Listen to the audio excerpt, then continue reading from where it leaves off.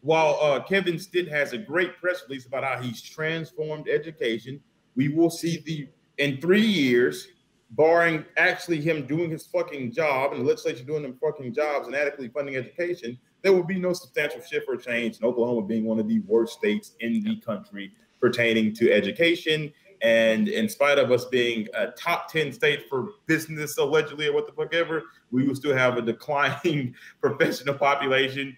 And there will be no businesses or people moving to Oklahoma because we will still have a shitty public school system because we refuse to fund it. There just isn't enough fucking money. Yeah, there's a lot of good comments here, Terry, on Facebook.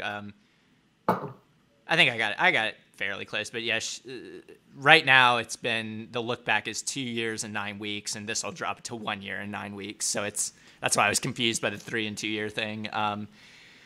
But yeah, I mean, it'll destabilize rural schools, and yes, it's definitely an OCPA driven. I mean, this is like, I mean, textbook what Oklahoma Council for Public Affairs and the privatizers want. I mean, and what's so obnoxious about it is not even going to do that much. Like, it's not going to do what they think it's going to do. It's going to help like 100 families who sit on the edges of school districts who already probably had the means to go move or drive to another school district or go to a charter school or whatever the hell they want to do it anyway. Now it just makes it like this much easier for them.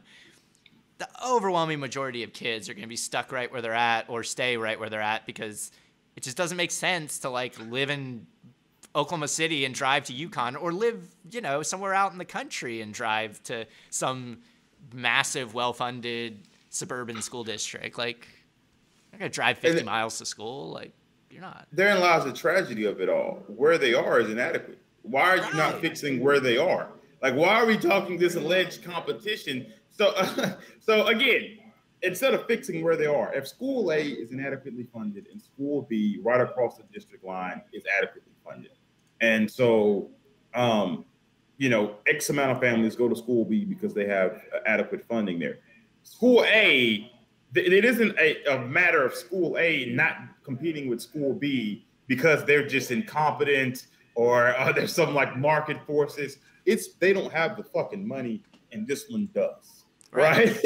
And so the competition assumes that you're on level playing fields, right? So if the state of Oklahoma just knocks it out of the fucking park, and that will require a substantial increase in public education funding. They knock out of the park and there's adequate education funding for students, particularly those students with higher needs, and the school then underperforms, then you can have that conversation. But this is way beyond that, and this doesn't do anything to fix the actual root cause of the problem.